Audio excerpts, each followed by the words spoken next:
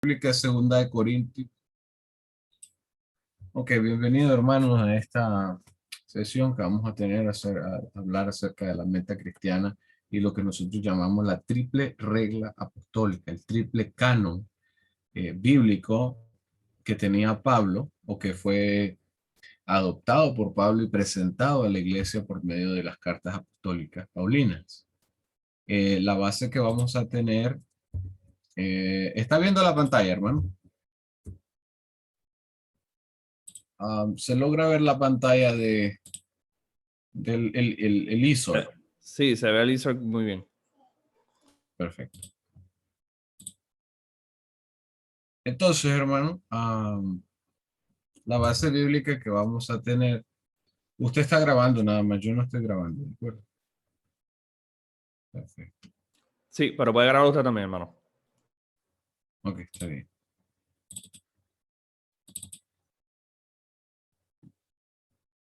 Ok, entonces, vamos a analizar una base bíblica que es tres pasajes, es 2 Corintios 10, el 13 al 15, Filipenses 3:16 y Gálatas 10:16. Yo voy a empezar con Filipenses 3:16 porque me parece que es didácticamente una de las más importantes, como para empezar y comprender a qué nos referimos con la triple regla apostólica. O sea, lo que nosotros estamos diciendo, hermano, es que Dios le dio una regla. Vamos a ver, new share. ¿Me puede repetir los tres pasajes, hermano? Sí, claro, los tres pasajes son Filipenses 3:16, que vamos a empezar con ese, 2 Corintios 10, del 13 al 15, y Gálatas 6:16. Sí, entonces, lo que vamos a analizar en estos pasajes, esta verdad, es que Dios le dio efectivamente un canon a los apóstoles. Un canon es una caña, es una vara de medir. O sea, eso significa en griego, canon. De ahí, ¿verdad? Que se habla del canon de las escrituras, ¿verdad? Porque en los concilios y al definir cuáles iban a ser los libros de la Biblia, o al definir, ¿verdad? Cómo los íbamos a aceptar, tenían que cumplir con ciertos requisitos y a esos requisitos le llamaban canon. O sea, esta es la vara de medida para definir si un libro pertenecía a las escrituras. ¿Ya? Por supuesto que eso está por encima, ¿verdad? Porque es una providencia divina y está por encima toda la soberanía de Dios para definir cuáles son los libros. Ya, pero el hombre, o sea, Dios a través del hombre, ya define esos libros para la iglesia y para el uso en las futuras generaciones, futuros creyentes. Entonces, Dios también le dio este canon, y es la palabra utilizada en el Nuevo Testamento, canon a los apóstoles. Y Pablo la usa como un canon de medida para su trabajo apostólico, para su tarea apostólica, para el cumplimiento de la gran comisión y para la extensión del reino de Dios.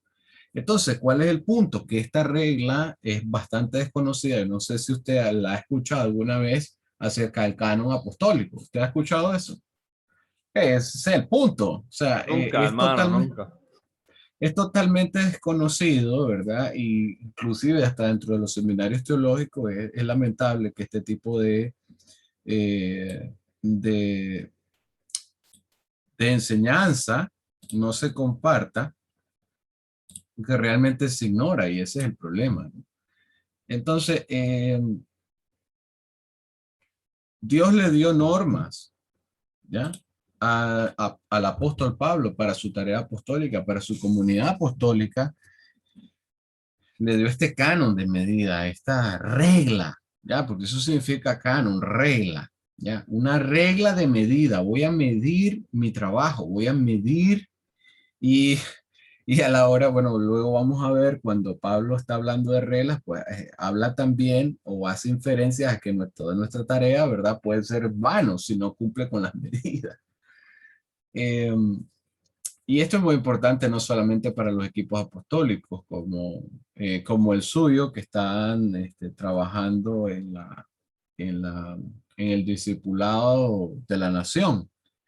y por supuesto la formación de congregaciones. Y es importante también para los ancianos, porque los ancianos no entienden, de hecho no se sabe ni por qué es vinculante esta regla apostólica de Pablo con los ancianos, no se entiende. Entonces Dios le dio eh, este, este canon a Pablo y Pablo lo implementó como para medir su ministerio y también para medir su avance, ¿no? Todo el tiempo estaban pensando en ello. Cuando uno lee la carta de Romanos se da cuenta que la está aplicando, pero poco a poco vamos a ir entrando. Entonces, el canon en Filipenses 3, vamos a leer Filipenses 3:16, dice,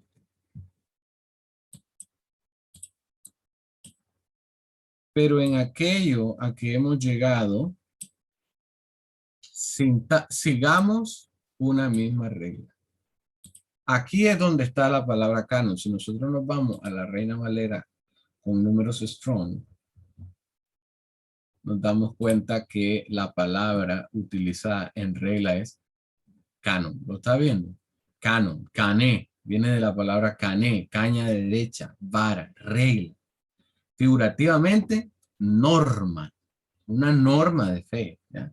Y práctica, por implicación, límite de frontera, esfera, ¿ya? O sea, que Pablo tenía una esfera de acción, un límite de acción, inclusive su ministerio apostólico tenía definido los límites a los cuales iba a trabajar, en los cuales iba a trabajar. Era una norma para su equipo apostólico y por supuesto era una vara de medida para medir lo que se está haciendo, que si es correcto y si es conforme al diseño de Dios. Entonces, aquí se está refiriendo a una misma regla y le dice a toda la iglesia de Filipenses, de Filipos, sintamos una misma cosa. Y aquí es donde el llamado no es solamente la iglesia de Filipos, es llamado a toda la iglesia. Es decir, yo estoy adoptando esta medida, ¿ya? Dios nos ha dado esta medida, nos ha dado este canon, y yo animo a todos a que sientan este mismo canon. Entonces, eh, vamos a leer todo el capítulo 3. Creo que es importante leer todo el capítulo 3 de Filipenses para entender el contexto en el que está esa regla. Vamos a leerlo rápidamente. Por lo demás, hermanos, gozaos en el Señor. A mí no me es molesto el escribiros las mismas cosas y para vosotros es seguro. Guardaos de los perros, guardaos de los malos obreros. Así se refiere Pablo a los malos obreros, perros. En otras palabras, si vos no sabes ser un anciano y no sabes ni qué hacer, ¿ya? O sea, Pablo te llamaría mal obrero, ¿verdad? Por no decirte perro. Guardaos de los mutiladores del cuerpo, ¿ya? Eh, de los que provocan divisiones y de los que provocan desviaciones del cuerpo de Cristo. Porque nosotros somos la circuncisión, ¿ya? ¿A qué se está refiriendo aquellos judaizantes que querían mutilar el cuerpo de Cristo? Porque nosotros somos la circuncisión. En realidad la iglesia es la circuncisión. Los que en espíritu servimos a Dios y nos gloriamos en Cristo Jesús no teniendo confianza en la carne. Aunque yo también, yo tengo también de qué confiar en la carne, dice Pablo. Si alguno piensa que tiene de qué confiar en la carne, yo más. Circuncidado al octavo día, del linaje de Israel, de la tribu de Benjamín, hebreo de hebreos, en cuanto a la ley, fariseo, en cuanto a celo, perseguidor de la iglesia, en cuanto a justicia, que es en la ley, irreprensible. Pero cuántas cosas eran para mi ganancia, y aquí empieza Pablo a hablar de la regla. Cuántas cosas eran para mi ganancia, las he estimado como pérdida por amor a Cristo. O sea, está haciendo un balance contable, ¿verdad? Entre ganancias y pérdidas. O sea, todo lo que hablé antes es irreprensible en cuanto a la ley de la casa de Benjamín. Todo eso para mí es pérdida, está diciendo Pablo. Ya, es decir, todo mi bagaje, toda mi trayectoria y todo mi background, ya, no sirve de nada. Para mí eso es pérdida. ¿Ya? ¿Cuántas cosas eran para mi ganancia? Antes eran ganancias, las he estimado ahora como pérdida por amor de Cristo. Y ciertamente, dice Pablo, aún estimo las cosas como pérdida. Y aquí empieza a hablar Pablo ¿En contraposición a qué considera que todas esas cosas son pérdidas? Por la excelencia del conocimiento de Cristo Jesús, mi Señor, por amor del cual lo he perdido todo, lo he estimado como pérdida, ya lo perdí todo y lo tengo por basura para ganar a Cristo, para ganar a Cristo. Y aquí está la ganancia, él está haciendo un balance contable, ¿verdad? Él está diciendo pérdida y ganancia. Lo que he estimado como ganancia, ahora lo estimo como pérdida, ¿ya? Y todas estas cosas las he estimado como pérdida por amor a Cristo. Y ahí está su ganancia. Las estimo como pérdida por la excelencia del conocimiento de Cristo Jesús. Quiere conocer a Cristo. Y este conocimiento tiene que ser excelente, un conocimiento excelente, un conocimiento que va más allá, no un simple conocimiento, ¿verdad? Superficial, que en medios nos evangelizan y ya conocemos a Cristo. No, él está hablando de experiencias, inclusive las experiencias místicas que Pablo tuvo. Lo siento por los reformados, ¿verdad? Pero uno de los grandes místicos ha sido Pablo.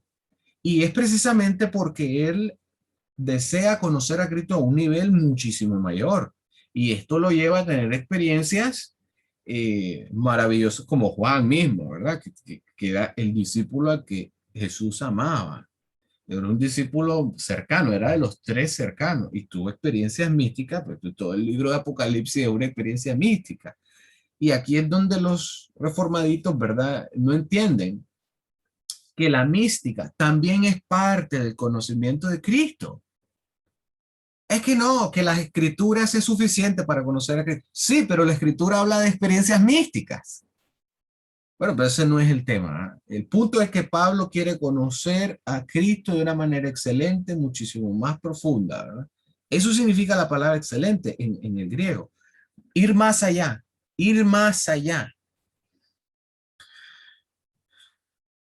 para ganar a Cristo. Esa es su ganancia. Y dice, y ser hallado en él. O sea, y ya ahí hay una proposición, una conjunción, ¿no? Que quiere, además de conocerlo, quiere ser hallado en él. Eh, y después hay que analizar qué significa todas estas cositas, ¿verdad? ¿Qué significa conocer a Cristo de una manera excelente? ¿Qué significa ser hallado en él?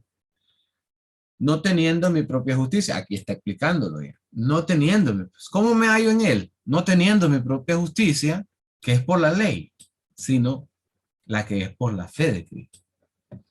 La justicia que es de Dios por la fe. A fin de, ¿cuál es el fin de esto?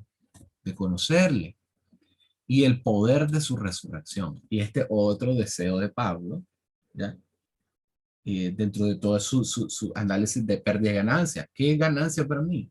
El poder de su resurrección y la participación de sus padecimientos, llegando a ser semejante a él en su muerte, si en alguna manera llegase a la resurrección de entre los muertos. Y esto es importante porque esto lo vivió la iglesia primitiva. Realmente para la iglesia primitiva participar de los padecimientos de Cristo, que es precisamente la persecución y todo esto, para ellos era un gozo, era un honor. Increíble la iglesia primitiva cómo vivía esta palabra. Y dice después, llegando a ser semejante a él en su muerte. O sea, no está hablando de la muerte espiritual, está hablando de muerte inclusive física. Y la prueba de ello es que los cristianos estuvieron dispuestos a morir de manera física, asemejándose a él a su muerte, ¿no? Si en alguna manera llegase a la resurrección de entre los muertos. Yo después tengo una enseñanza a qué se refiere la resurrección de los muertos, porque nosotros hemos pensado básicamente que se refiere a la resurrección de la carne. Pero hay algo más. O sea, cuando la Biblia habla de resurrección de los muertos, hay algo más que se está hablando que generalmente no se ve. Lo vamos a analizar al final de este capítulo. Y después Pablo, después que él pone todo lo que él considera como ganancia, él aclara. No que ya lo haya alcanzado, no que lo haya alcanzado ya. Entonces, otras palabras, ¿verdad? No soy perfecto. En otras palabras, lo que propuso inicialmente como como su ganancia, es la perfección misma. Y por eso luego explica, no es que lo haya alcanzado ya, ni que ya sea perfecto. Y este es el punto importante. ¿De qué está hablando Pablo entonces? Está hablando de la doctrina de la perfección cristiana, que está en Hebreos 6. Y antes de seguir en este pasaje, vamos a ir a Hebreos 6, que yo creo que lo he hablado con ustedes, este tema de las 7 doctrinas, que es una vergüenza, ¿verdad? Pero ni católicos ni evangélicos enseñan esta doctrina. Solamente algunas personas que, pero yo, por ejemplo, protestantes no conozco a ninguno. De los católicos sí conozco a varios que hablan de la doctrina de la perfección, que está en Hebreos 6, que es totalmente bíblico. ¿Qué dice el pasaje de Hebreos 6? Por tanto, dejando ya los rudimentos de la doctrina de Dios, de Cristo, o sea, dejemos los rudimentos de Cristo, de la doctrina de Cristo, o sea, no es la doctrina ni de los apóstoles, es la doctrina de Jesucristo, que Cristo mismo estableció, que Cristo mismo transmitió a sus discípulos. Vamos adelante a la perfección. Y aquí plantea cuál es la meta. Ya, ahí plantea el fin, el destino. Vamos hacia adelante a la perfección. Una vez que dejamos los rudimentos de la doctrina de Cristo, vamos adelante hacia la perfección. No echando otra vez el fundamento, ¿ya?, del arrepentimiento de obras muertas, de la fe en Dios, de la doctrina de bautismo, de la imposición de manos, de la resurrección de los muertos y del juicio eterno. O sea, que estas 6 doctrinas que habla aquí, desde el arrepentimiento de obras muertas hasta el juicio eterno, son rudimentos de la doctrina de Cristo. Un rudimento es un fundamento, o sea, es decir, algo totalmente básico, algo, el ABC del cristiano. Pero ¿qué es lo que le está escribiendo el apóstol, el autor de la carta a los hebreos? Dejando ya los rudimentos, este fundamento tan básico, vamos hacia adelante a la perfección. Y esta es la otra doctrina que pasa desapercibida, que es la perfección cristiana, que tiene mucho que ver con lo que van a hacer los ancianos y tiene mucho que ver con lo que estamos hablando de Filipenses. Hasta ahí. Entonces, vamos a regresar a Filipenses. Yo Y Pablo quería, dice, en lo que usted vuelve ahí, yo quería decir rápido, para que conste, lo que nos unió a Samuel y a mí fue ese pasaje. Ese mismo el pasaje. pasaje de Hebreos. Yo le dije, hermano, yo quiero compartirte algo y esto es una confrontación que el Señor lleva haciéndome por años. Y le compartí desde el 5, desde el final del 5 hasta el 6 7 creo que es. Y eso fue lo que nos despertó, hermano. Así que gloria a Dios. Wow, interesante, que ese es el punto. Realmente lo que está haciendo el autor en hebreo es, ya dejemos esto, hermano, ya dejemos de ser niños. Vamos hacia adelante, hacia la perfección.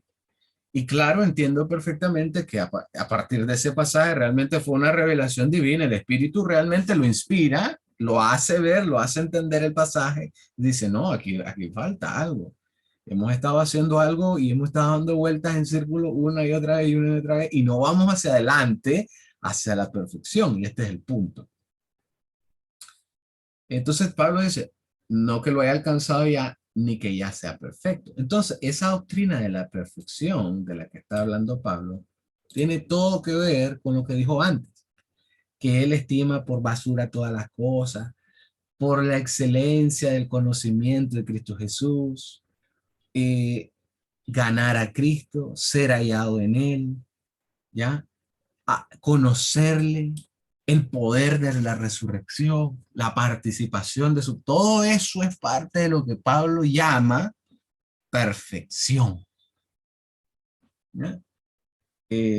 Pero Pablo, ¿verdad? Muy sabiamente les dice, no es que ya sea perfecto, porque después el otro místico, ¿ya? El apóstol Juan nos dice que realmente la perfección la vamos a alcanzar cuando estemos frente a él, o sea que vamos en una transformación progresiva hacia la perfección hasta que se consume en el momento en que nos unamos con Él, hasta que estemos con Él en su presencia. Entonces seremos como, tal y como Él es, porque o sea, seremos como Él porque le veremos tal y como Él es. Eso dice el apóstol Juan. Entonces la perfección es progresiva y Pablo está diciendo no lo he alcanzado, no es que ya sea perfecto, sino que prosigo, dice Pablo. O sea, soy perseverante por ver si logro asir, logro aferrarme, logro agarrar aquello para lo cual fui también agarrado por Cristo. O sea, ¿por qué Cristo nos agarró entonces? Porque Él quiere llevarnos a esa perfección. Él quiere llevarnos a ese momento en que estaremos a la altura, a la plenitud de la estatura de Cristo. Y claro, o sea, es una transformación desde nuestra naturaleza pecaminosa que heredamos de nuestro padre Adán hasta llegar a la estatura del nuevo Adán, del último Adán. Cristo nos está llevando en esa perfección y por esa razón es que Cristo nos hace, de asir, ¿no? O sea, nos aferra, nos trae hacia Él, nos toma, nos sujeta. Y entonces Pablo dice, yo prosigo porque yo también quiero agarrar eso. ¿Ya? Yo también quiero asir eso, por lo cual yo también fui asido por Cristo. Hermanos, enfatiza nuevamente, yo mismo no pretendo haberlo alcanzado. Este punto es importante, porque la doctrina de la perfección es sumamente importante, ¿ya? Pero no nos debe llevar a un orgullo y a una vanagloria que yo he visto, ¿verdad? En otras iglesias, he visto en algunos hermanos, he visto en algunas congregaciones, hermanos que se creen superiores, ¿verdad? A otros. Y eso demuestra cuán caídos están. Bueno, es que la perfección cristiana implica la humildad. Entonces, si vos estás en este camino de perfección y vos crees que los demás, ¿verdad? No son nadie, y vos te crees el perfecto, pues ahí ya veo que estás caído en ese sentido. Pablo no sufre de eso. Pablo es totalmente humilde y dice, yo mismo no pretendo haberlo alcanzado ya, pero una cosa hago, olvidando ciertamente lo que queda atrás y extendiéndome a lo que está delante, prosigo a la meta. Este punto es importante. Entonces, él establece la perfección como el conocer a Cristo, como la excelencia del conocimiento de Él, ganar a Cristo, conocerle, el poder de su resurrección. Todo eso es la perfección. Y eso Él lo establece en este pasaje como su meta. Esta es mi meta. Prosigo a la meta. Esto es lo que yo quiero. Esa es su meta, la perfección cristiana. Y la perfección cristiana no es otra cosa que conocer a Jesucristo, el poder de su resurrección, la participación de sus padecimientos, llegar a ser semejante a él en su muerte. Que la muerte, aclaro, no solamente es física, también es una muerte espiritual. O sea, que las dos cosas están balanceadas. ¿Ya? Para misioneros que están en países muy difíciles, esta palabra es tan física como espiritual. ¿Ya? Quizás para nosotros no lo es tanto en este hemisferio del mundo y pensamos pues que esto no puede ser aplicado, pero créame, sí puede ser aplicado en términos físicos, corporales, a la iglesia perseguida. Entonces dice Pablo, ¿verdad? Yo prosigo a la meta. Esta es mi meta. Y aquí empiezan los superlativos de Pablo, o sea, que se usa palabras que no puede, no saben cómo expresar la grandeza de lo que él quiere, ¿verdad? Al premio del supremo llamamiento de Dios en Cristo Jesús. ¡Wow! Un premio del supremo llamamiento. Así que todos los que somos perfectos, ahora Pablo se establece por fe como perfecto. Ya había dicho que él no lo era, ¿verdad? Pero ahora sí, ¿por qué? Porque estamos en este camino de perfección. Vamos hacia esa meta. Todos los que somos perfectos, esto mismo sintamos. Y si otra cosa sentís, esto os revelará Dios. Pero en aquello a que hemos llegado, sigamos una misma regla. ¿Cuál es su regla? Esa. ¿Cuál es la regla? La perfección. ¿Cuál es la regla? Que mi meta es la perfección. ¿Y qué significa perfección? Conocer a Cristo, ser hallado en Él, ser semejante a Él en su muerte. El poder de la resurrección, conocerle excelentemente. Todo eso es la meta. Y Pablo está diciendo, sigamos esa regla, sintamos una misma cosa. Porque ahí andan, y después dice, hermanos, dice Pablo, este punto importante, ser imitadores de mí. Ya, ahí es donde hace el llamado a la iglesia. Es decir, yo me he puesto esto, me planteo esto como mi meta, pero ustedes también tienen que hacer, ser imitadores de mí y mirad a los que así se conducen según el ejemplo que tenéis en nosotros. Porque ahí andan muchos, de los cuales os dije muchas veces, aún ahora lo digo llorando, que son enemigos de la cruz de Cristo. El fin de los cuales será perdición, cuyo Dios es el vientre. O sea, que en otras palabras, estos malos obreros no son obreros porque quieren ayudar a la congregación a alcanzar esa meta, sino que lo que los inspira, es poner los platos de frijoles sobre la mesa, ¿verdad? Y eso no tiene ningún problema, es decir, todo el mundo tiene que comer y el obrero es digno de su salario. No pondrás bozal al buey que trilla, o sea, eso es totalmente correcto. El problema es cuando esa realmente es tu motivación. Y de eso yo conozco, pues, conozco mucha gente. Y cuya gloria es su vergüenza, que solo piensan en lo terrenal. Claro, pues solo están pensando en el momento, ¿verdad? ¿Cómo voy a sufragar mis gastos y todo esto? Todo eso está quiero. O sea que todos los de la teología de la prosperidad, hermano, el evangelio de la prosperidad, están descalificados de ser obreros buenos. O sea, todos son malos obreros, para empezar. Mas nuestra ciudadanía está en los cielos, de donde también esperamos al Salvador, al Señor Jesucristo. O sea, nosotros no solamente estamos pensando en lo terrenal, entiéndase terrenal como mundano, es decir, entiéndase terrenal como todo lo pagano. O sea, nosotros pensamos desde nuestra ciudadanía está en los cielos, o sea, que esa ciudadanía es a la ciudadanía a la que pertenecemos porque pertenecemos al reino de Dios. Pero el reino de Dios no es solamente algo que está en el cielo, o sea, es algo, venga a nosotros tu reino, o sea, que una ciudadanía que va a tener todas las implicaciones y todos los efectos aquí en la tierra. A eso se refiere con terrenal. No pensemos que Pablo está dividiendo la realidad en dos, lo terrenal y lo físico, perdón, lo físico y lo terrenal versus lo espiritual y celestial, y que Pablo solo nos está diciendo, no, Pablo no es platónico, ¿verdad? Pablo entiende perfectamente que Dios es rey de todo lo físico, de todo lo material, de todo lo espiritual, y está diciendo que esta verdad, claro, es traída a la tierra, porque ¿dónde es que se vive esta espiritualidad? ¿Dónde es que desarrollamos nuestra perfección? No es en el cielo, hermano. No, o sea, no es en los limbos etéreos No, es aquí en la tierra, y aquí es donde la vivimos.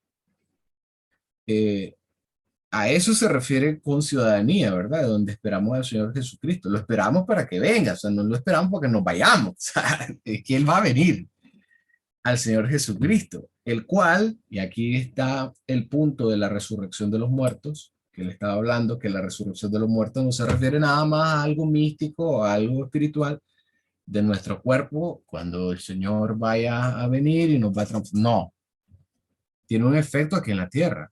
Y dice, el cual transformará el cuerpo de la humillación nuestra, ¿ah? Que es la muerte, el cuerpo corrupto, el cuerpo corrompido, y aquellos que cuando el Señor venga, según Pablo, todavía estén presentes en la carne, pues serán transformados. Pues. De igual manera serán transformados los cuerpos, sea que estén los muertos o sea que estén vivos. El Señor va a transformar esos cuerpos, o sea, los va a glorificar como su cuerpo, porque son parte de su cuerpo.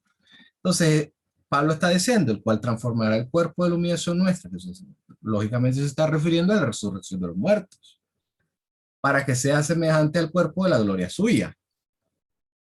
Y aquí es donde yo le digo que el poder de la resurrección al que se refiere Pablo aquí, como su meta, no es solamente, yo quiero resucitar de los muertos, quiero que mi cuerpo sea transformado. No, Pablo dice, por el poder con el cual también puede también sujetar a sí mismo todas las cosas. sea, que en otras palabras, es el poder con el que Jesús ejerce su soberanía y su gobierno sobre todas las cosas. En otras palabras, es el poder de su reino. Es el poder con el que sanaba enfermos, el poder con el que resucitaba muertos, es el poder con el que echaba fuera demonios. Es el poder de su autoridad y su soberanía sobre todas las cosas que él ha hecho. Entonces, cuando Pablo dice que quiere el poder de su resurrección, no solamente está diciendo quiero resucitar de los muertos. Pablo está diciendo quiero ser partícipe en el dominio, en el ejercicio del poder, del dominio del reino de Dios en la tierra. Y aquí es donde nos desbalanceamos los protestantes, ¿verdad? Porque pensamos que todo se trata de vida piadosa. O sea, aparentemente Pablo está hablando de cosas meramente pietísticas. Conocer a Cristo, ser hallado en Él. O sea, pareciera que Él está hablando todo allá en las alturas del cielo. No, Pablo cuando dice el poder de su resurrección, Pablo está diciendo, yo quiero ser partícipe de ese poder. Y ese poder no es más que, dice el último versículo de Filipenses 3:21, por el poder con el cual también puede sujetar a sí mismo todas las cosas. O sea, Pablo también las quiere sujetar todas. Las quiere sujetar todas bajo los pies de Jesucristo y bajo el dominio de Jesucristo. En otras palabras, quiere ser un siervo fiel de su reino. Exacto, eso es el poder del reino de Dios. Exacto, exactamente. Entonces, eh, vemos aquí en todo este pasaje que Pablo establece una serie de elementos que considera él como su ganancia, para empezar. Y primero las define como ganancia. ¿Qué podríamos decir? Excelencia del conocimiento de Cristo Jesús. Podemos también decir ganar a Cristo, ser hallado en Él. Esto tiene que ver con la justicia. Otras palabras, que la justicia es por la fe, no la justicia es por las obras. Conocerle, su fin es conocerle, y el poder de su resurrección, quiere tener el poder de su resurrección. O sea, si Cristo tiene el poder de tomar su vida, o sea, de él poner su vida y después volverla a tomar, eso es lo que quiere Pablo. Y dice, yo quiero ser partícipe de eso.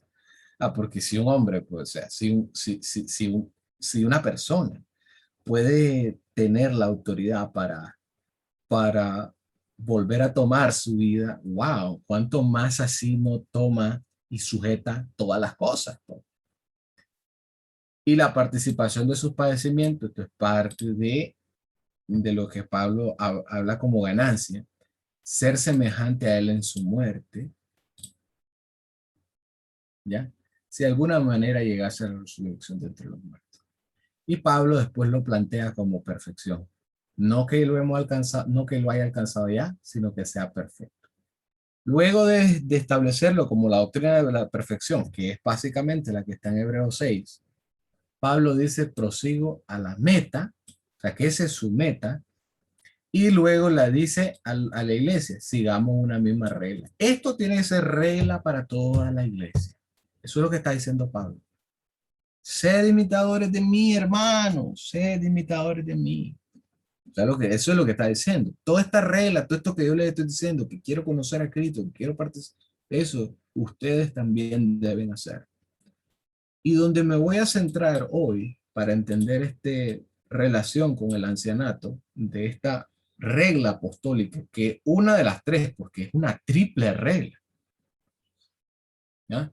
Apenas estamos viendo la primera regla, que es la regla de la meta, que es la regla de la doctrina de la perfección.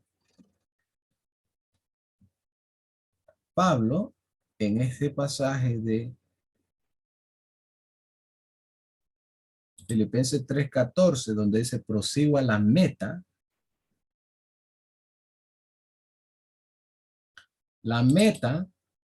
está definida como la palabra en griego skopos. Y aquí es donde viene la relación con los ancianos. Skopos. Skopos. De ahí viene la palabra telescopio. ¿Ya? En inglés, scope. scope. ¿Cuál es mi enfoque? ¿Cuál es mi enfoque? Podríamos decir que es esa palabra, hermano. No encuentro otra palabra más adecuada para traducir scope en inglés. Sería como, sí, como que quiero ver hacia un punto, ¿ya? Quiero enfocarme en algo. O telescopio, ¿verdad? Que estoy viendo algo a larga distancia, pero yo estoy enfocando algo, estoy viéndolo, quiero enfocarme en ello, Enfocado, exacto. ¿ya? Y este diccionario lo, lo pone como eh, guardameta, guardia o explorador, ocultar. Bueno, pero eso es en contraposición de, voy a poner aquí el diccionario para que lo analicemos.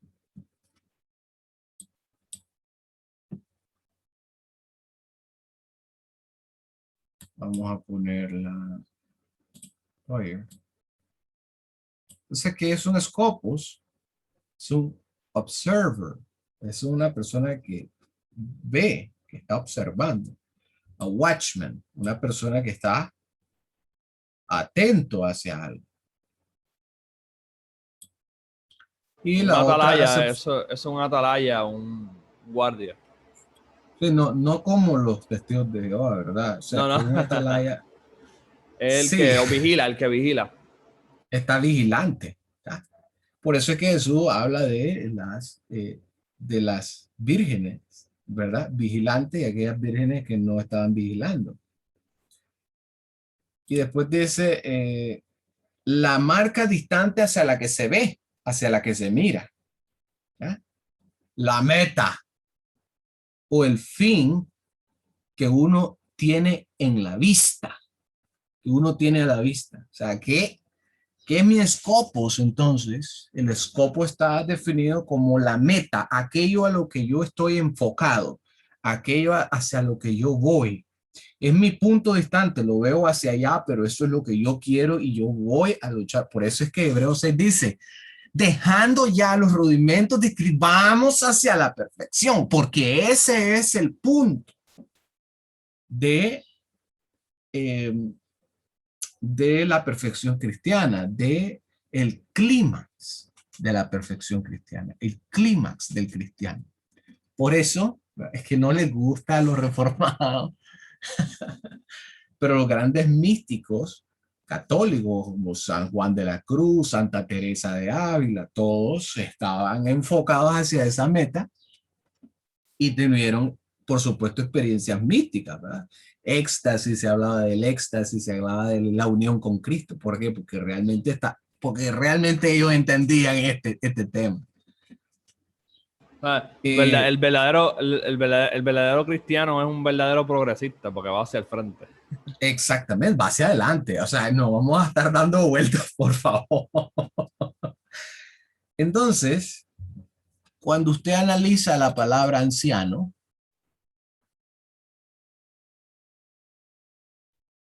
creo que lo voy a leer en Hechos 20, que es donde Pablo ocupa los dos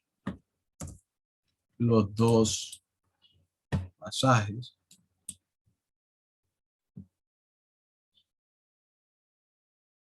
En Hechos 20, aquí está Hechos 20. Él va a Jerusalén, se despide de los ancianos.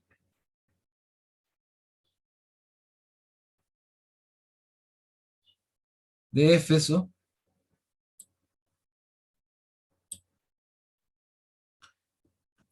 ya, él se va, decide irse y dice, enviando pues desde Mileto a Efeso, hizo llamar a los ancianos de la iglesia.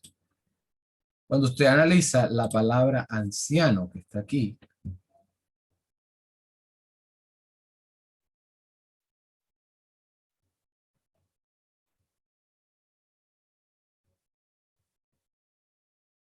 aquí está, hizo llamar a los ancianos.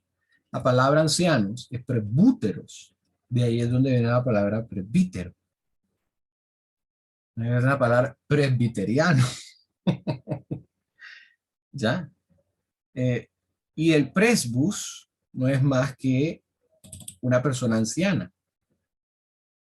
Hace la referencia a un anciano.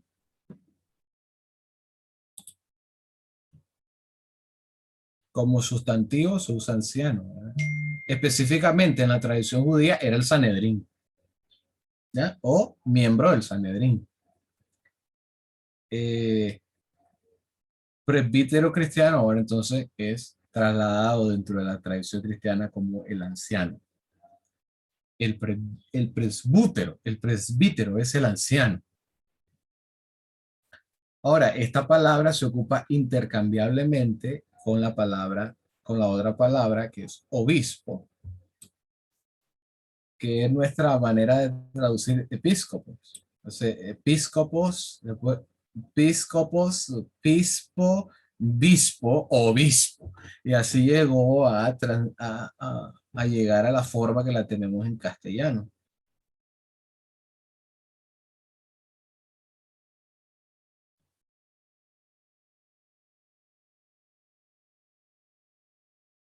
Episcopos es qué? Episcopos, Ahí lo vamos a analizar. Es obispo, que es la palabra obispo. obispo en español. Exacto, obispo. Que es como quien vela sobre, ¿verdad? En inglés, overseer, Claro. creo que es. Overseas, yeah. Pero creo que lo voy a tener que buscar acá, porque no lo estoy viendo. Ah, quizás lo que voy a hacer es quitar esto.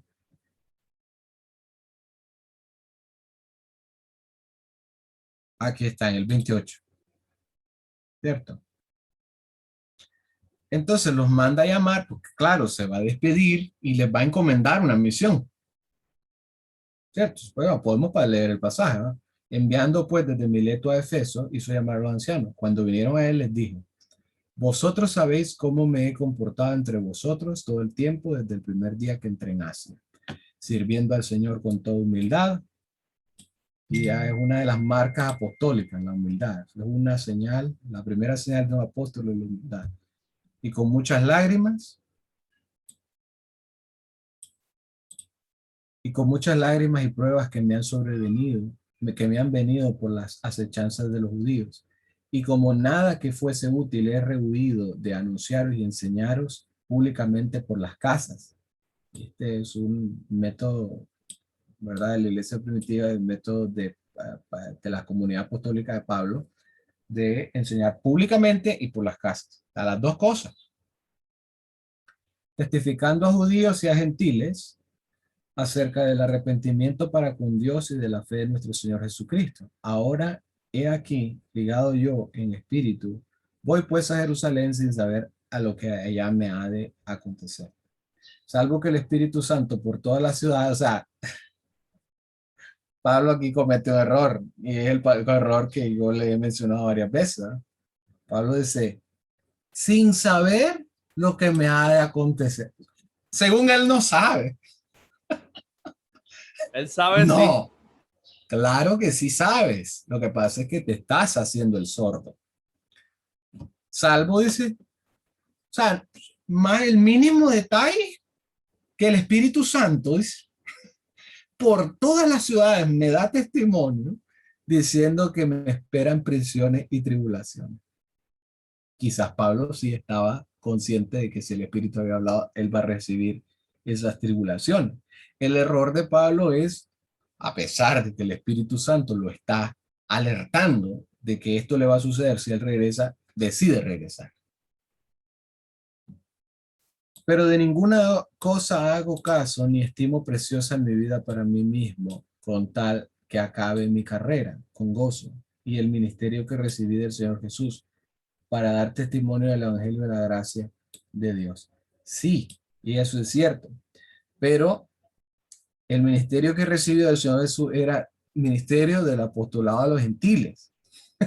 Nada, o sea, yo sí, tienes razón, Pablo, en decir que Jesucristo lo hizo ministro para dar testimonio del Evangelio de la gracia de Dios. Sí, pero era a los gentiles, y lo que él está haciendo es ir a los judíos, ¿verdad?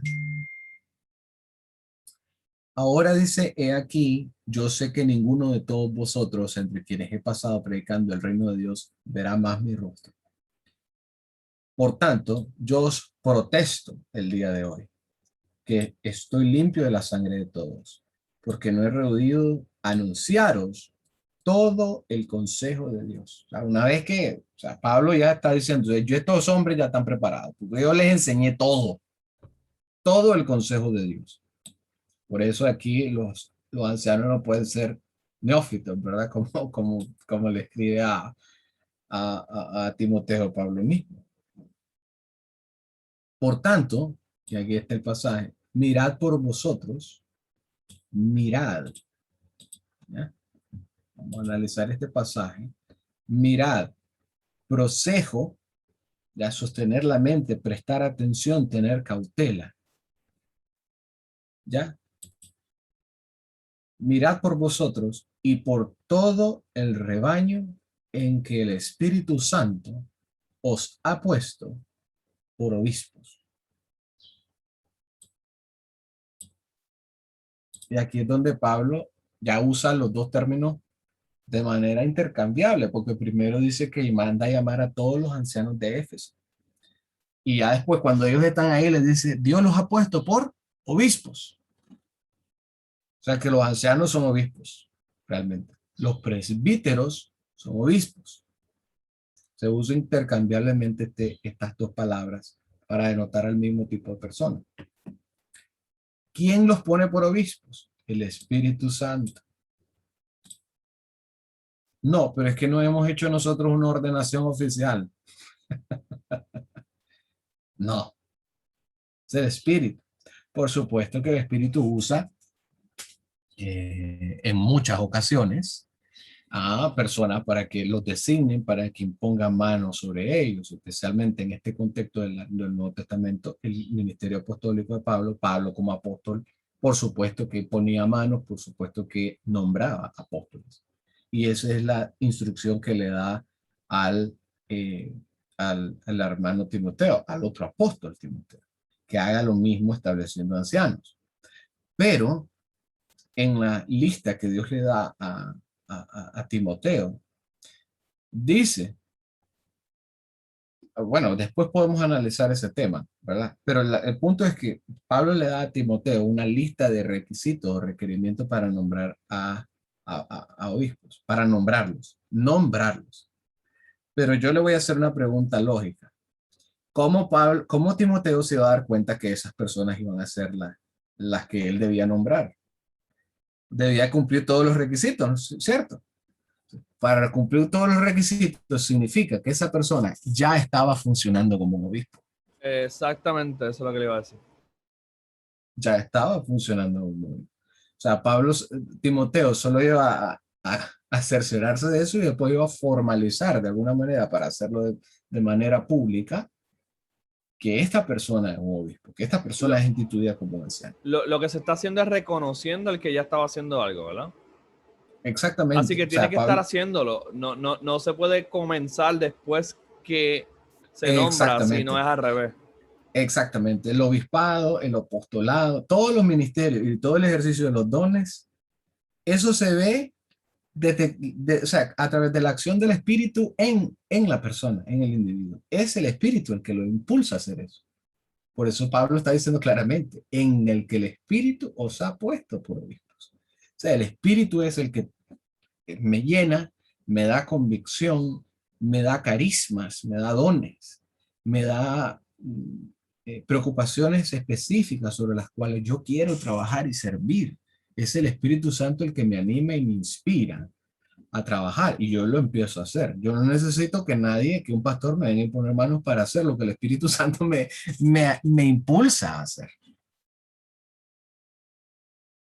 Y, y después dice, para apacentar a la iglesia del Señor, la cual él ganó por su propia sangre.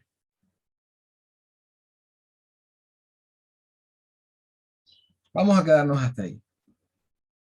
Entonces quiero leer ese pasaje, quiero leer esa palabra, obispo, para ver si nos recuerda algo.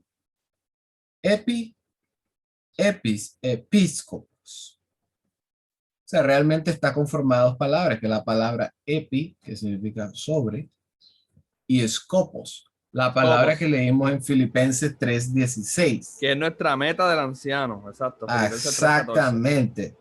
Claro, entonces el cristiano tiene la meta, o sea, Pablo como apóstol tenía la meta de la perfección, la meta de conocer a Cristo, ser hallado en él, el poder de su resurrección, conocerlo. Pablo tenía toda esta meta y dice, sigamos esta meta, sigamos este escopos, este es nuestro escopos, ese es nuestro goal, el clímax de la perfección cristiana. Lo mismo dice Hebreo, dejando todos los rudimentos, vamos adelante hacia la perfección. Pablo lo establece en Filipenses 3:16 como la meta. Perdón, Filipenses 3:16 como la meta. Y nada más y nada menos a los ancianos para que se entendiera mejor cuál era su misión. Ah, no, porque mi misión es ser un presbítero, en otras palabras, ser anciano. Mi meta es avanzar en años. No, Pablo usa un término que va a figurar de una mejor manera la función del anciano. Y por eso es que estos dos términos son intercambiables entre sí. Por supuesto que la palabra anciano, presbítero, ya implica que una persona sabia, que ha desarrollado sabiduría, que ha tenido experiencias de vida, que Cristo y el Espíritu han trabajado en ellos con el paso del tiempo. Es decir, por supuesto que todo está implícito en que la ancianidad trae sabiduría, ¿verdad? Toda la Biblia habla de eso. Pero para amarrar al anciano y enfocarlo hacia lo que él tiene que hacer, ¿verdad? El Espíritu trajo una nueva palabra para denotar su trabajo y es obispo. Realmente a mí no me gusta mucho obispo porque se pierde la realidad del asunto. Qué belleza ese niño. Ay, qué lindo. Ay, Dios mío. Y entonces, ¿qué está haciendo Pablo? Entonces, Pablo usa esta palabra para denotar mejor cuál es su función. Entonces, ¿qué es un obispo? Es alguien que está sobre la meta. Se ha traducido esta palabra como supervisor, ¿no? Como un oversee. Over, veo, por encima, ¿ya? O un supervisor. Por encima estoy viendo. Pero ¿qué es lo que ve, hermano? Esa es la gran pregunta. ¿Qué es lo que ve? ¿Qué es lo que anda supervisando? Anda supervisando a los hermanos, viendo cuál es el énfasis de la palabra. El énfasis de la palabra no es la gente, ¿ya? Entonces yo, como soy obispo, yo gobierno. ¿De dónde han sacado eso, por Dios? ¿Cómo llegaron a esa conclusión? Llegaron a la conclusión de que obispo, episcopo, significa gobernante. En ningún sentido. Estoy haciendo un exégesis desde Filipenses, pasé por Hebreos para que logremos entender esta palabra. Entonces, ¿qué hace el episcopo? Dice el diccionario Thoyer, an overseer, ¿ya? Alguien que está viendo un supervisor, está por encima, ¿no? Está viendo, pero ¿viendo qué? ¿Ya? Un hombre, dice el diccionario, un hombre encargado con la tarea de ver las cosas que sean hechas por otros de una manera correcta. Esto es interesante. Un curador, guardián o superintendente. Curador, me voy a quedar con esa palabra. Rushduni tiene un libro que se llama The Cure of Souls, la cura del alma. Y es por esa razón que los católicos, cuando entendían perfectamente esto, llamaban a los obispos curas, o llamaban a los directores espirituales curas, o llamaban a los sacerdotes curas, porque entendían esto. Lo siento, hermanitos protestantes, pero en ese sentido ellos son hasta más acordes con la teología, ¿ya? que nosotros, por supuesto que en otros están más perdidos que nosotros, ¿verdad? Pero el punto es que nos vayamos corrigiendo.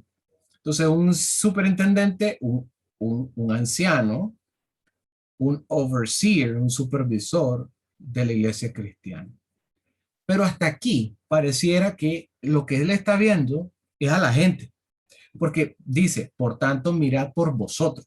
¿A quién se van a ver? Van a ver por ellos y por todo el rebaño en que el Espíritu Santo os ha puesto por obispos para apacentar la iglesia del Señor, el cual ganó por su propia sangre. O sea, pareciera que van a andar encima de la gente, ¿verdad? Supervisándolo a escondidas, a ver qué estás haciendo. No, no, no. El punto tiene que ver más con aquella meta que el apóstol Pablo estableció en el libro de Filipenses. Y ahí mismo ¿Qué es da, ahí mismo da quién es el Señor de la iglesia. exactamente? O sea, que él, ¿verdad? El Señor, que él la ganó con su propia sangre. Es decir, usted no gobierna a nadie, hermano. Si usted es un obispo, entonces usted, se le dice al obispo, usted va a ayudar a que la iglesia, esta congregación, opte, adopte, abrace la meta de Pablo, el escopos de Pablo, y por eso usted es un episcopos, un episcopos, porque usted va a ayudar a la iglesia a llevarla hacia esa perfección. No es que yo gobierno, aquí yo mando y yo tomo las decisiones. No, no se tiene nada que ver con eso. Tiene que ver con la perfección. Vamos hacia la meta, alcanzar esa meta. ¿Cómo definió Pablo esa meta? Conocer a Cristo, ganarlo, tener excelencia en su conocimiento, el poder de su resurrección. Y el poder de su resurrección ya hablamos de que no se refiere solamente a la resurrección de la carne, sino al ejercicio del dominio del reino de Dios sobre la tierra. Entonces usted, señor obispo, usted le va a enseñar a la gente cómo ejercer el dominio en su vida, en la sociedad. Usted le va a enseñar a hacer eso. Porque ese es el escopos. Esa es la meta. Y usted es un episcopos, usted es un episcopos. Usted va a enseñarle a hacer. Poco a poco esto se fue tergiversando, ¿verdad? En la historia de la iglesia, a partir del siglo segundo, los obispos empezaron ya a querer gobernar. ¿Ya? Y este es un problema serio, ¿verdad? Porque tanto los dones del Espíritu son otorgados por el Espíritu, tanto así como el obispado mismo. Entonces no hay un choque entre dones y, y obispado, o sea, porque los dos son dones del Espíritu Santo. El problema es que los obispos, como el espíritu de Roma siempre es ese, la ponderancia, el gobierno, el dominio de la gente, el dominio de la iglesia, y no realmente el dominio de la nación, el dominio el ejercicio del reino de Dios. La meta. Entonces, hermano, todo esto tiene que ver con el con la meta cristiana, la regla apostólica, el canon apostólico de Pablo de la meta. Luego vamos a hablar de otra meta, porque por eso yo decía que la podemos dividir en dos. La próxima vez podemos ver la otra meta, que es la meta de la cruz, que está muy relacionada con la meta perdón, con la regla de la meta, la regla del camino o la regla de la cruz, porque la regla de la cruz prepara al cristiano para la muerte. ¿Ya? O sea, Pablo realmente estaba dispuesto a morir por Jesucristo. O sea, y toda su experiencia apostólica que lo salió apedreado, azotado, descolgado de un canasto para huir. Todas esas cosas es porque Pablo había adoptado otro canon, ¿ya? Eh, que está en Gálatas capítulo 6. Entonces, eh, Podemos decir que ¿qué significa? esta regla de hoy es la visión, ¿verdad? Es la meta, hacia dónde vamos, Es cuál la es meta. nuestra meta principal. El Y canon en de hoy eso es es la meta. Ok. y eso es donde la quiero resumir, porque se divide en dos. La unión con Cristo de la unión mística con Cristo. En otras palabras, es algo de piedad. Y entonces los protestantes y los puritanos no estaban equivocados en el tema de la piedad. Porque realmente esta es parte de la visión cristiana de la perfección, la unión con Cristo, esas experiencias con Cristo. O sea, ellos querían conocerlo y eso es lindo y es bueno. Es parte de nuestra meta. Pero si solo nos enfocamos en eso, ahí es donde está el problema. Y ahí es donde el pietismo realmente es incorrecto, porque si solo te dedicas a eso, estás dedicando la otra parte. Estás dedicando la otra parte al olvido y al desuso. ¿Cuál es la otra parte? El poder de la resurrección. Ahí está el punto. Porque entonces nosotros hemos creído que el poder de la resurrección solamente el poder que Cristo, con el poder con el cual Cristo resucita a los muertos y transforma nuestros cuerpos, pero no se refiere solo a eso. El versículo 21 de Filipenses 3 dice, por el mismo poder con el cual Él puede tomar, sujetar a sí mismo todas las cosas. O sea, que es un O él es dominio, rey. es el dominio, Él es el rey. Entonces dice Pablo, yo también quiero eso. eh, y ahí es donde están las dos vertientes, las dos fases, las dos facetas de esta meta. ¿Cuál es la meta? Unirnos a Cristo, tener la unión con Él por amor de Cristo, estimarlo todo como basura por la ganancia de Cristo. Eso es una parte. Y la otra parte es ser partícipe con Él en su reino y ser partícipe con Él en el poder de su resurrección, que es el poder con el cual Él sujeta todo. Entonces, eh, hermano, el Señor me lo dio hace como 3 o 4 años. Yo aprendí esto del hermano Randy, pero cuando yo le dije al hermano Randy, no es solo piedad. Ahí hay un elemento que no hemos tomado en cuenta y es el poder de la resurrección. El poder de la resurrección no solo es eso, el poder por el cual Cristo sujeta a sí mismo. Wow, eso yo lo voy a agregar en la escuela. Eso es Porque no, Colosenses 1, que él sujetó así exactamente, mediante la sangre de su cruz. Él sujetó a él toda. exactamente. Hermano, yo le iba a preguntar Amén. cuál era el prefijo qué es lo que significaba el prefijo epis. Se me pasó. Epi significa sobre. Ok, está bien. Sobre. Entonces, ¿qué es un episcopo? Está sobre. ¿Sobre qué? Escopos. Está sobre la meta. Su trabajo es la meta. Amén. Lo que él busca es la meta, tanto para sí mismo como para los hermanos. Los ayuda. Entonces, aquí hay dos puntos importantes. Por eso es que el episcopo, el obispo, el anciano, debe dividir en dos fases o dos facetas su trabajo como obispo, su trabajo episcopal. Pues. Por un lado, debe desarrollar una espiritualidad, hermano, poderosa, una espiritualidad sincera, una espiritualidad profunda. Porque claro, es decir, no vas a enseñar a los demás a ir hacia Cristo si vos no estás yendo hacia Cristo. Y aquí es donde nos peleamos entre protestantes, evangélicos, católicos. ¿Cómo alcanzamos esa unión con Cristo? ¿Ya? Pues históricamente la iglesia la ha alcanzado de muchas maneras o la ha buscado de muchas maneras. La reforma protestante y los puritanos la hicieron de una manera muy práctica y quisieron hacer esa espiritualidad de una manera muy práctica, quizás con disciplinas espirituales como oración, quizás como disciplina como el ayuno, y ejercer espiritualidad y rendirle gloria a Dios con todo lo que ellos hacían, con su trabajo que hacían con las manos, trabajo de la tierra. O sea, esa fue la manera protestante, la manera, podríamos decir, reformada de hacerlo. Sin embargo, esa no es solo esa es la única manera de encontrar esa unión con Cristo. Por favor, no caigamos en esa tontería. Hermano, yo le pregunto. Ajá, perdón. El Espíritu ha dado múltiples corrientes de agua viva de la cual la iglesia ha bebido esas aguas. Entonces, ¿qué a eso nos hace estudiar?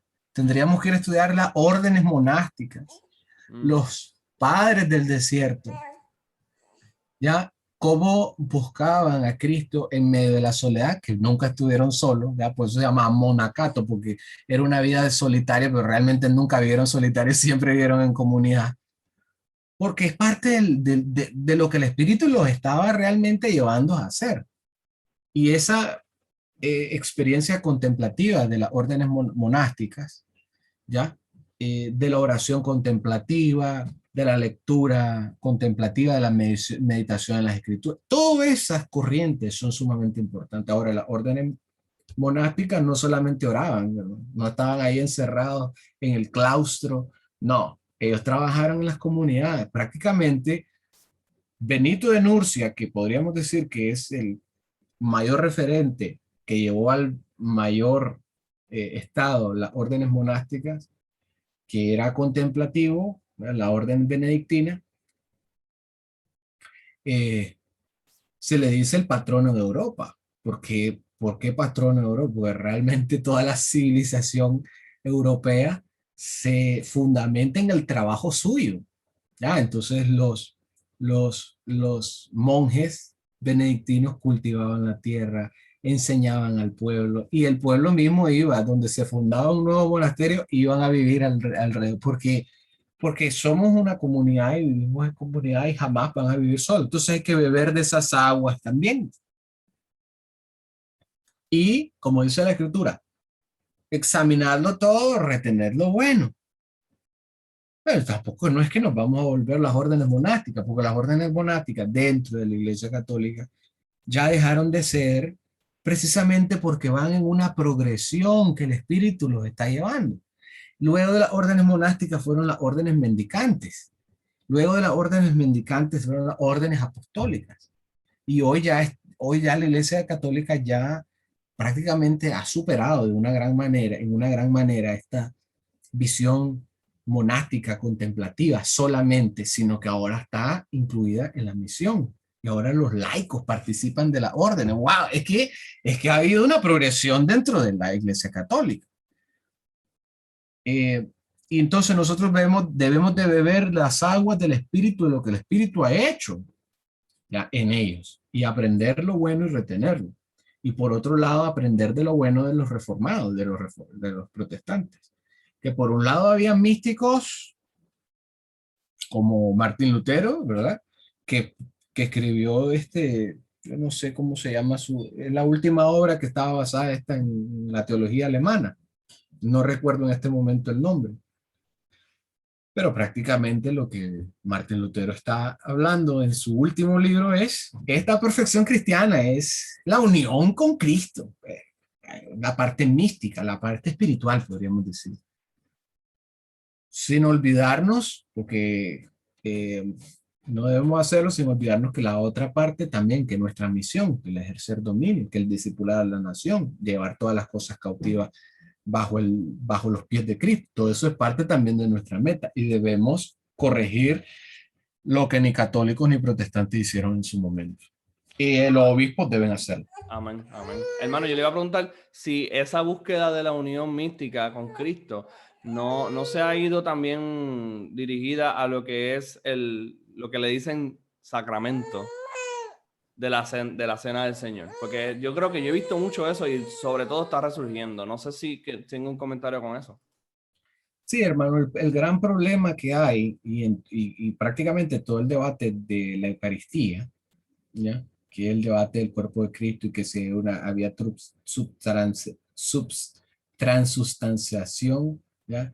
O sea, había un simbolismo, un mero simbolismo del cuerpo de Cristo. O sea, todo eso, hermano, gira en torno a algo muy peligroso que debemos de advertir. Que la unión mística con Cristo no es que nos convierte en dioses. Es decir, el ser igual a Cristo no es que nosotros llegamos a un estado de divinización. Y ese es uno de los grandes problemas de la teología de Tomás de Aquino que Bantil señaló y que nadie logra ver. Solo Bantil fue el único que empezó a verlo, ¿no? Lo vio, lo plasmó. Bantil lo pone o lo expresa como una escala de ser en la que el hombre, ¿verdad? para alcanzar su plenitud tiene que llegar a esa divinización. Y el hombre es un no ser. Entonces, su meta es alcanzar el ser. ¿Pero qué es el ser? La divinidad. Entonces, tanto protestantes como místicos protestantes, como algunos católicos cayeron en este problema. Y todo ese asunto de la Eucaristía también gira en torno a esto, que si realmente el ser parte de Cristo nos convierte en dioses. Y en este sentido, los obispos deben de tenerlo claro. La humanidad y la divinidad no se mezclan ni siquiera en la persona de Jesucristo. ¿Por qué? ¿Por qué nosotros, nuestra naturaleza, debería de mezclarse con la divinidad al tener la unión con Cristo? Y este punto hay que tenerlo muy claro. Entonces, la meta cristiana no es la divinización del hombre. La perfección cristiana no es la divinización del hombre. La perfección cristiana es llegar al estado original del hombre como criatura. Ese es el objetivo de la perfección cristiana. Llegar al estado de la glorificación humana como Dios nos creó en el principio, como criaturas, y vivirla como criaturas y experimentarla como criaturas. Y también compartir, ¿verdad? Disfrutar en nosotros, no de una manera mezclada, sino como en Cristo mismo, ¿verdad? Habitó la divinidad y la humanidad, verdaderamente hombre y verdaderamente Dios. Nosotros no vamos a ser dioses, ¿verdad? Pero Cristo en nosotros, ¿ya? Nos hace tener la experiencia de tener a Dios, ¿verdad? Viviendo dentro de nosotros y haciendo que todas las cosas que hacemos, nuestras obras, nuestras palabras sean de bien, porque Él está haciendo una transformación interna. Entonces, una vez que alcancemos esa profesión cristiana, ¿verdad? Toda esa pecaminosidad y esa perversión, corrupción que el hombre heredó, va a ser desechada y vamos a poder gozar de esa presencia de Dios tal como la gozó Adán, ¿verdad? Tal como la gozó Cristo, en el sentido de que Cristo como hombre se sujetó a Dios. Entonces tenemos esa misión, hermano. Amén, hermano. Gracias un montón. Aprendí muchísimo. Amén.